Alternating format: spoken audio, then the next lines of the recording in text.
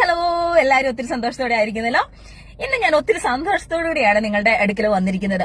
കാരണം ദൈവത്തിന് ഏറ്റവും കരുണ ഒഴുകുന്ന ആ ഒരു ദിവസത്തിലേക്ക് അടുത്തുകൊണ്ടിരിക്കുകയാണ് നമ്മൾ ഓരോരുത്തരും. നിങ്ങൾക്ക് അറിയായിരിക്കും അല്ലെ, കുറച്ചു പേർക്കൊക്കെ മനസ്സിലായി കാണും എന്താണെന്നുള്ളത്. ദൈവകാരുണ്യ നൊവേനയുടെ സമയമാണ് നമ്മൾ അടുത്തുകൊണ്ടിരിക്കുന്നത്. ദൈവകാരുണ്യ നൊവേന നമ്മൾ സാധാരണ എല്ലാ ദിവസവും ചെല്ലാം, എല്ലാ സമയത്തും ആ ഒരു 9 ദിവസം ചെല്ലാമെങ്കിലും സഭയിൽ ഏറ്റവും കൂടുതലായിട്ട് നമ്മളോട് പറഞ്ഞിരിക്കുന്നത് ദുഃഖ വെള്ളിയാഴ്ച തൊട്ട് ആ ഒരു പുതു ഞായറാഴ്ച വരെ ചെല്ലുന്നതാണ് ഏറ്റവും അനുഗ്രഹപ്രദമായ സമയം. ഈ ദൈവകാരുണ്യ നൊവേനയെ കുറിച്ചിട്ട് കേട്ടിട്ടില്ലാത്തവരോട് പറഞ്ഞു തരാം. ഇത് സിസ്റ്റർ ഫൗസ്റ്റീനയോട് ഈശോ വെളിപ്പെടുത്തിയ ഒരു കാര്യമാണ്. ആ ഒരു ദൈവകാരുണ്യ നൊവേന നമുക്ക് ആത്മാർത്ഥതയോടുകൂടി നമ്മൾ ചെല്ലാൻ സാധിക്കുകയാണെങ്കിൽ ഈ ജീവിതത്തിൽ നമ്മൾ ഇതുവരെ ചെയ്തിട്ടുള്ള എല്ലാ പാപങ്ങൾക്കും ഒരു പരിഹാരമായിട്ട് അത് മാറാനായിട്ട് സാധിക്കും.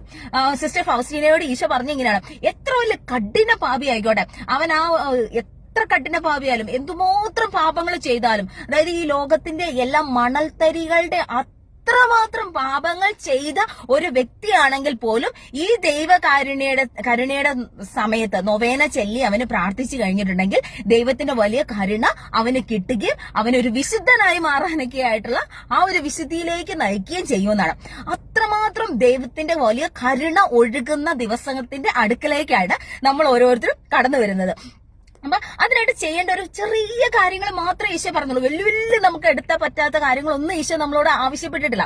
ഈശോ പറയുന്നത് ദുഃഖ വെള്ളിയാഴ്ചയൊക്കെ അടുക്കുന്ന ആ ഒരു സമയത്ത് നമ്മൾ കൂടുതൽ കുമ്പസാരിച്ച് നമ്മുടെ പാപങ്ങൾ, ഇനി ഞാനൊരു പാപങ്ങൾ ചെയ്യുകയില്ല കർത്താവേ, ഈശോയെ എനിക്ക് ഏറ്റവും നിഷ്കളങ്കമായി ജീവിക്കണം, ഒരു പാപങ്ങളൊന്നും എന്റെ ജീവിതത്തിലേക്ക് വരാതെ ഞാൻ മാക്സിമം ശ്രമിച്ചു കൊള്ളാം. അതായത് നമുക്ക് ശ്രമമാണ്, ചിലപ്പോൾ നമ്മൾ ഓരോരുത്തരും മനുഷ്യരാണ്, നമ്മൾ തെറ്റുകളിലേക്ക് വീണു പോകാനുള്ള സാധ്യതയുണ്ട്. പക്ഷെ ഈശോയുടെ മുമ്പിൽ പറയാം, ഞാൻ മാക്സിമം ചെയ്യാനായിട്ട് ശ്രമിച്ചു കൊള്ളാം എന്ന് പറഞ്ഞുകൊണ്ട് ഒന്ന് കുമ്പസാരിച്ച് കുർബാന സ്വീകരിച്ച് ആ ഒരു 9 ദിവസത്തെ നൊവേന നിങ്ങൾക്ക് ചെയ്യാനായിട്ട് സാധിക്കുകയാണെങ്കിൽ you will be so blessed. അതുപോലെ തന്നെ പൂർണ്ണ ദണ്ഡവിമോചനം കിട്ടും. പൂർണ്ണ ദണ്ഡവിമോചനത്തിനായിട്ട് നമ്മുടെ മാർപ്പാപ്പ നിയോഗിച്ച കാര്യങ്ങൾ ഏതൊക്കെയാണെന്ന് അറിയാമോ? അതായത് ഈ ഒരു സമയങ്ങളിൽ നമ്മൾ കുമ്പസാരിച്ച് കുർബാന സ്വീകരിച്ച് മാർപ്പാപ്പയുടെ നിയോഗങ്ങൾക്ക് വേണ്ടി പ്രാർത്ഥിക്കുക. മാർപ്പാപ്പയുടെ നിയോഗങ്ങൾക്ക് വേണ്ടി പ്രാർത്ഥിക്കാനായിട്ട് ഒരു സ്വർഗസ്ഥനായ പിതാവേയും ഒരു നന്മ നിറഞ്ഞ മറിയേയും വിശ്വാസ പ്രമാണവും ത്രിത്വസ്തുതിയും ചൊല്ലി മാർപ്പാപ്പയുടെ നിയോഗങ്ങൾക്ക് വേണ്ടി സമർപ്പിച്ചു കഴിഞ്ഞിട്ടുണ്ടെങ്കിൽ, ഈ ഒരു സമയത്ത് ചെയ്തു കഴിഞ്ഞിട്ടുണ്ടെങ്കിൽ നമുക്ക് പൂർണ്ണ ദണ്ഡവിമോചനം കിട്ടും. അതുപോലെ തന്നെ ഈ ദൈവകാരുണ്യത്തിന് നൊവേന 9 ദിവസം നമ്മൾ ചെല്ലുകയാണെങ്കിൽ ഈശോയുടെ വലിയ കരുണ നിങ്ങളിലേക്ക് ഒഴുകും എന്നുള്ളതിന്റെ കാര്യത്തിൽ 100% അല്ല 1000% ഉണ്ടെങ്കിൽ അത്രയും ഉറപ്പ് തരുന്നു. അപ്പൊ നിങ്ങൾ മറക്കണ്ട, ദൈവകാരുണ്യ നൊവേന ആർക്കെങ്കിലും അറിയണമെങ്കിൽ PM ചെയ്താൽ ഞാൻ അവർക്ക് സെൻഡ് ചെയ്ത് തരുന്നതായിരിക്കും. അപ്പം എല്ലാവരും ദുഃഖ വെള്ളിയാഴ്ച തൊട്ട് പുതുഞായർ വരെ ദൈവകാരുണ്യത്തിന് നൊവേന ചെല്ലാനായിട്ട് ശ്രമിക്കുക. ദൈവത്തിന്റെ കരുണ എല്ലാവരിലേക്കും, നിങ്ങളുടെ കുടുംബത്തിലുള്ളവർക്ക്, ഫ്രണ്ട്സിലേക്ക്, നിങ്ങൾ ആരെയൊക്കെ സ്നേഹിക്കുന്നവരോ അവർക്കെല്ലാം അയച്ചു കൊടുക്കാനൊക്കെ ആയിട്ട് ശ്രമിക്കുക.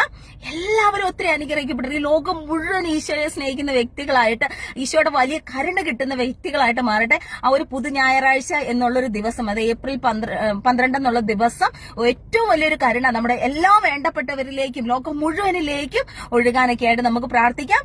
അപ്പം വീണ്ടും വേറൊരു വീഡിയോ ആയിട്ട് കാണുന്നവരെ bye, god bless you all. അപ്പം മറക്കണ്ട, ദൈവകാരുണ്യത്തിന് നൊവേന ചെല്ലാനായിട്ട് മടിക്കേണ്ട.